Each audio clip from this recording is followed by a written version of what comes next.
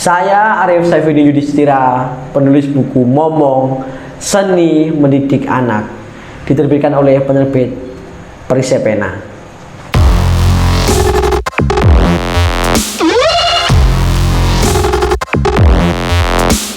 Saya menulis buku Momong Seni Mendidik Anak di tahun 2021. Ada kegelisahan untuk sekedar bercerita, berbagi kepada pembaca semuanya. Perasaan-perasaan menjadi orang tua, hari-hari menggendong anak, hari-hari menyimak tangisan anak, hari-hari menjalani kehidupan bersama anak adalah yang tak bisa dilupakan. Saya ingin mengawetkannya dalam buku. Saya ingin membaginya cerita ini kepada semuanya. Di buku ini saya membagi orang tua modern semakin kehilangan tembang, kehilangan lagu menjelang tidur. Sekarang lagu menjelang tidur sudah berganti ke musik, ke aplikasi yang memudahkan kita sebagai orang tua untuk menenangkan anak kita. Padahal anak memerlukan sentuhan, memerlukan suara ayah, suara ibu mereka. Saya menulis buku ini mengingat pengalaman-pengalaman yang ada di dekat saya. Di kanan kiri saya ada cerita-cerita menarik yang tidak bisa saya lewatkan. Ada orang tua, seorang ibu tidak mau memberikan ASI kepada anaknya.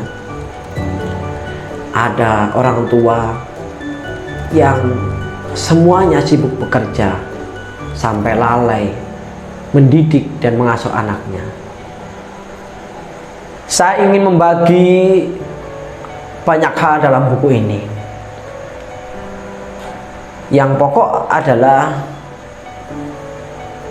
bagaimana mendidik anak-anak kita di tahun-tahun awal. Garis besarnya, kita tidak boleh membiarkan anak kita mengalami rasa sakit.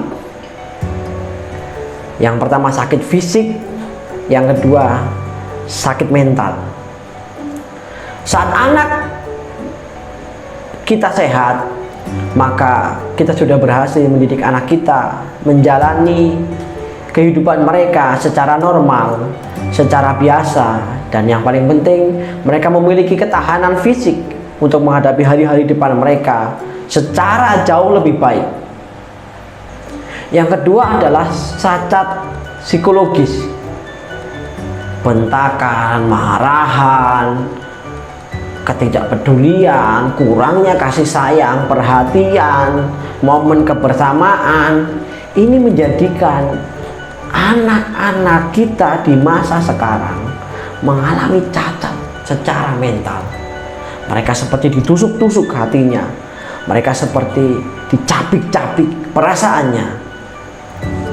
Bahkan ada orang tua yang mungkin karena pekerjaan dan tuntutan profesinya, mereka hanya bertemu anak mereka 1 tahun sekali, 2 tahun sekali, bahkan 10 tahun sekali. Mereka lupa bahwa mereka memiliki anak yang harus menemukan perjumpaan secara fisik. Mereka harus bertatap muka, bercanda, mereka harus berbagi kabar, bercerita bersama, bercengkrama bersama, makan bersama. Tetapi waktu-waktu itu diabaikan oleh orang tua kita. Hal itulah yang membuat anak secara mentalitas mereka seperti menghadapi serangan yang bertubi-tubi di dalam hati mereka. Ini yang coba saya bagi di buku ini.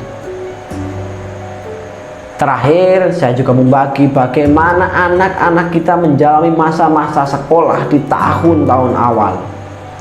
Apa peran dan fungsi sekolah di era sekarang, saat orang tua sibuk bekerja, saat orang tua perannya harus digantikan oleh orang lain, saat Peranan orang tua harus digantikan oleh lembaga yang bernama sekolah. Apakah kita akan bekerja sama,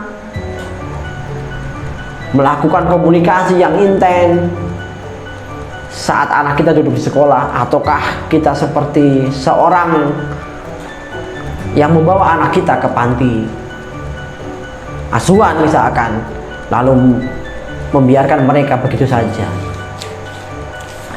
Kadang orang tua lupa bahwasanya meskipun anak kita sekolah, kita sebagai orang tua tetaplah memegang peranan utama yang membentuk akhlak, membentuk perilaku, membentuk mentalitas mereka ke depan.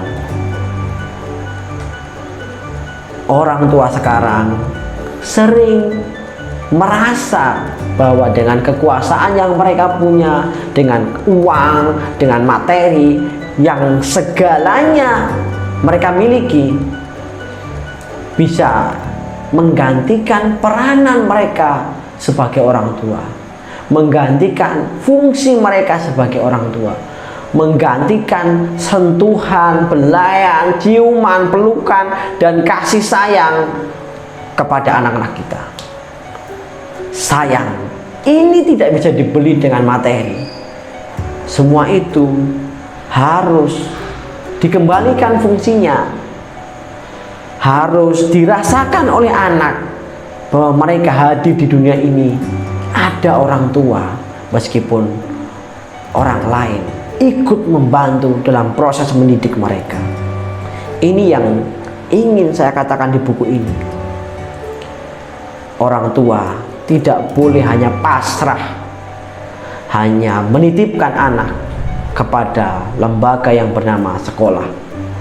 Apabila anak-anak kita semakin tidak diperhatikan, kita abaikan, maka tunggu saat mereka tidak mengenali kita, saat mereka berjarak dengan kita. Tentu ini sangat menyedihkan.